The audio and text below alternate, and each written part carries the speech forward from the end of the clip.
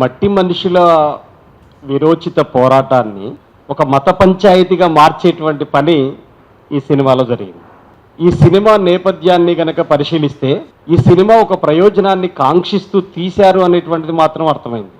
Parliament ఎన్నికలు వీటన్నిటి దృష్ట్యా బీజేపీ భువనగిరి అసెంబ్లీ అభ్యర్థిగా బీజేపీ రాష్ట్ర కార్యవర్గ సభ్యుడిగా ఉన్నటువంటి గూడూరు నారాయణ రెడ్డి గారు ఈ చిత్ర నిర్మాత. హిందూ ముస్లిం పంచాయతీగా పెడితే తప్ప బీజేపీకి ఓట్లు రావు. బీజేపీ దగ్గర ఉన్నటువంటి ఏకైక ఆయుధం మెజారిటీ ప్రజలు మైనారిటీ ప్రజలు అనేటువంటి ఒక విభజన రేఖ తీసుకురావాలి. దాని ద్వారా మాత్రమే ఒక రాజకీయ లబ్ధి పొందాలి.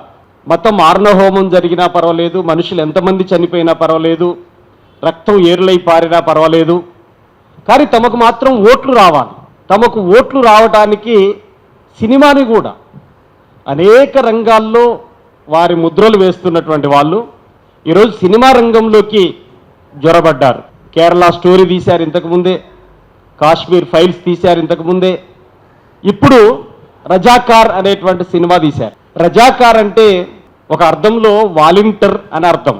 వాలంటీర్ అంటే నిజాం తన యొక్క ప్రైవేట్ ఆర్మీని సృష్టించుకొని ఇక్కడ జరుగుతున్నటువంటి ఒక పోరాటం, ఆంధ్ర మహాసభ పేరు మీద కమ్యూనిస్టులు నడుపుతున్నటువంటి ఒక పోరాటాన్ని అణిచివేయటం కోసం నిజాం తమ పన్ను కట్టకపోతే వాళ్ళ మీద ఏ రకమైనటువంటి దౌర్జన్యాలు చేయాలి అని చెప్పేసి అనే దానికోసం ఒక ఆర్మీని, ఒక సైన్యాన్ని రూపొందించుకున్నాడు. ఆ సైన్యమే రజాకార్. ఈ రజాకార్ అనేటువంటి సైన్యంలో వాళ్ళు నడిపినటువంటి ఆకృత్యాలు తెలంగాణ గడ్డ మీద అన్ని ఇన్ని కావు, కానీ ఎవరి మీద ఎవరు నడిపారు అని చెప్పేసి చెబుతున్నప్పుడు రజాకార్లు అనేటువంటిది ఒక సైన్యం లాగా నిర్బంధకాండను ప్రయోగించింది నిజం. కానీ విష్ణు రామచంద్రారెడ్డి, జన్నారెడ్డి దొరలు, ఎర్రబాడు దొరలు, సూర్యాపేట ప్రాంతానికి సంబంధించినటువంటి భూస్వాములు వీళ్ళు నడిపినటువంటి ఆకృత్యాల గురించి మాత్రం ఆ సినిమాలో చూపించలేదు. ఆ సినిమాలో ఈ రకమైనటువంటి ఏమి చూపించలేదు. 4,000 మంది అమరులైతే 3,000 గ్రామాల్లో గ్రామరాజ్యాలు నిర్మించుకుంటే ఒడిసెలు పట్టినటువంటి వాళ్ళు, గుతుపలు పట్టినటువంటి వాళ్ళు బందూకులు చేతబట్టి, తుపాకులు చేతబట్టి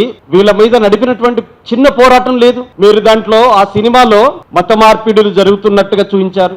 అక్షరాభ్యాసాలు నేర్చుకునేటువంటి వాళ్ళు, ఈ వీర తెలంగాణ రైతాంగ సాయుధ పోరాటం అనేటువంటిది ఒక సాంస్కృతిక ఉద్యమం. రాత్రిపూట పాఠశాలలు, గ్రంథాలయ ఉద్యమాలు ఇవన్నీ ఎక్కడ ఆ సినిమాలో చూపించబడవు. ఏముంటాయి అని చెప్పేసానంటే ఆడ పాఠం చెప్పే సారు ఒక సనాతన బ్రాహ్మణుడైతాడు, అక్కడ కూర్చున్న వాళ్ళందరూ బ్రాహ్మణ పిల్లల్లాగా ఉంటారు. అరే ఏమిటిదంతా అంటే పాఠాలు ఉర్దూ మాత్రమే చదవాలి ఇక్కడ అనే ఉన్నటువంటి సందర్భంలో భాషా ఉద్యమం కూడా ఉన్నటువంటి మిళితమైనటువంటిది. ఒక్క వీర తెలంగాణ సాయుధ పోరాటం అనేక రూపాల్ని సంతరించుకున్నటువంటి పోరాటం. అది భాషా ఉద్యమం, అది గ్రంథాలయ ఉద్యమం, అది రాత్రిపూట బడి ఉద్యమం, అది సాంస్కృతిక ఉద్యమం. ఎన్ని రకాల ఉద్యమాలకి అదొక కేంద్ర బిందువు వీర తెలంగాణ రైతాంగ సాయుధ పోరాటం. ఈ రకమైనటువంటి పోరాటాలు ఏవీ లేవు.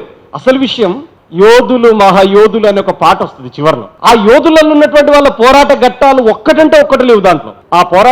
ఆ యోధులు మహాయోధులలో మల్లు స్వరాజ్యం పేరుంది, భీమిరెడ్డి నరసింహారెడ్డి పేరుంది, నల్ల నరసింహులు పేరుంది, ఒక మద్దికాయల ఓంకార్ గారి పేరు. మీరు ఇట్లా చూడండి, సుద్దాల హనుమంతు గాని, యాదగిరి, ఎన్నో మంది ఫోటోలు దాంట్లో చూపించారు. ఆ పాటలో ఉన్నటువంటి వీరుల యొక్క చరిత్ర గాథలు కూడా ఆ సినిమాలో లేవు.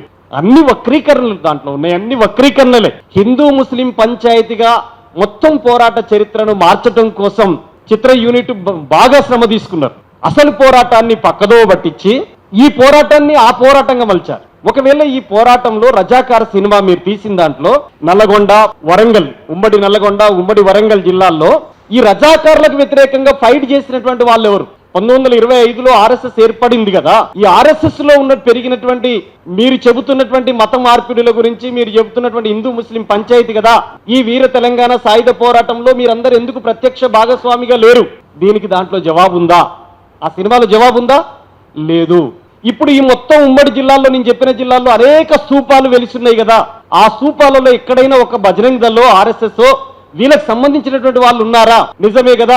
హిందువులు ముస్లిం రజాకార్లకు వ్యతిరేకంగా విరోచితంగా పోరాటం నడుపుతున్నప్పుడు హిందువుల ప్రతినిధం అని చెబుతూ పుట్టినటువంటి ఆర్ఎస్ఎస్ ఎందుకు ఆ ముస్లిం రజాకార్లను తరిమేయటానికి ఒక వీరుడి పేరుని వాళ్ళు తీసుకురావాలి కదా. అందులో పాల్గొన్న పేరు ఒకరన్నా మనకు కనపడాలి కదా. కనపడ్డదా? ఇక్కడ సినిమాలో ఎవరన్నా ఉన్నారా? ఎవరు లేరు కదా. మరి ఇక్కడ భూమి కోసం, భుక్తి కోసం, పీడిత జన విముక్తి కోసం సాగినటువంటి పోరాటాన్ని మత పోరాటంగా మార్చాలనుకున్నారు కదా. ఎందుకు? ఐలమ్మ పోరాటాన్ని మీరు ప్రారంభించారు, ఇంతకు ముందే చెప్పారు. చిట్టెలుక పోరాటం అని చెప్పి ప్రకాష్ రెడ్డి అంటే తీవ్రమైనటువంటి ప్రతిఘటన ఏర్పడ్డ తర్వాత క్షమాపణ చెప్పిండు, అది వేరే అంశం.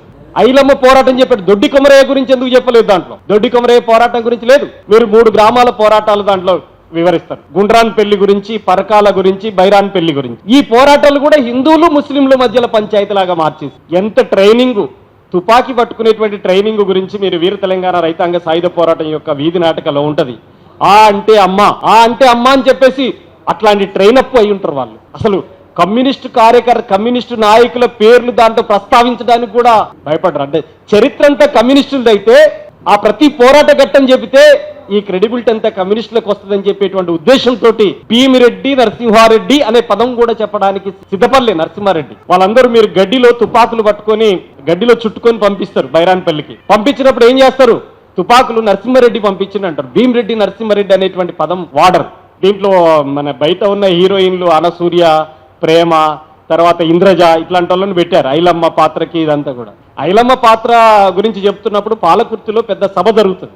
ఆ సభకు సంబంధించినటువంటి వివరాలు ఏం లేవు. ఆ ముందు ఆ సభ మీద దాడి చేస్తారు ఈ గూండాలు వచ్చి. ఏ గుండాలు? రజాకారులు కాదు దాడి చేసింది. విష్ణు రామచంద్రారెడ్డి భూస్వాముల గుండాలు దాడి చేసింది. ఐలమ్మ పొలం మీద, వాళ్ళ ఇంటి మీద, వాళ్ళ భర్త మీద దాడి చేసింది వీళ్ళు. అంటే విష్ణు రామచంద్రారెడ్డి హిందువా ముస్లిమా? విష్ణు రామచంద్రారెడ్డి గుండాలు దాడి చేసిన దాని గురించి దాంట్లో లేదు, కానీ రజాకారులు వచ్చి దాడి చేసినట్టుగా మనకు కనిపిస్తుంది. అంటే ముస్లిం హిందూ పంచాయతీని లాగా మార్చడం కోసం జరిగినటువంటి ఘటనలాగా ఈ ఘటనలు ఉంటాయి. అందుకనే ఈ సినిమా మొత్తం కూడా వాస్తవాల్ని వక్రీకరించినటువంటి సినిమా. అసలు పోరాటాన్ని పక్కదో పట్టించడం కోసం నడిపినటువంటి సినిమా ఇది. కేవలం ఓటు బ్యాంకును క్యాప్చర్ చేయడానికి, మెజారిటీ హిందువుల ఓటు బ్యాంకును క్యాప్చర్ చేయడం కోసం ఈ దృశ్యాన్ని ప్రజల ముందు పెడితే ముస్లింల మీద ఆగ్రహావేశాలు రావాలి, అమాయక హిందూ యువతరం అంతా కూడా ముస్లింల మీద యుద్ధానికి సిద్ధం కావాలి అనేటువంటి ఉద్దేశంతో తీసిన సినిమా తప్ప ఏమాత్రం వాస్తవాలు ఈ సినిమాలో లేవు.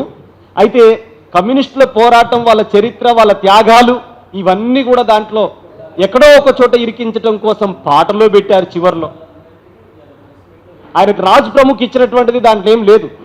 నిజాంకు రాజ్ ప్రముఖ ఇచ్చినటువంటిది లేదు. నువ్వు ఇచ్చింది చెప్పాలి కదా, ఒక గొప్ప బిరుదు ఇచ్చావు కదా. నిజాం చాలా గొప్పోడని చెప్పిన వాళ్ళు ఎవరు? ఇప్పుడు నువ్వన్నట్టుగా సర్దార్ వల్లభాయ్ పటేలే నిజాం చాలా గొప్పోడని నువ్వే చెప్పినట్టు కదా. నిజాంది నిరంకుశ పాలన కొనసాగుతుంది, దానికి వ్యతిరేకంగా కమ్యూనిస్టులు ఆంధ్ర మహాసభ విరోచితంగా పోరాటం చేస్తున్నారు.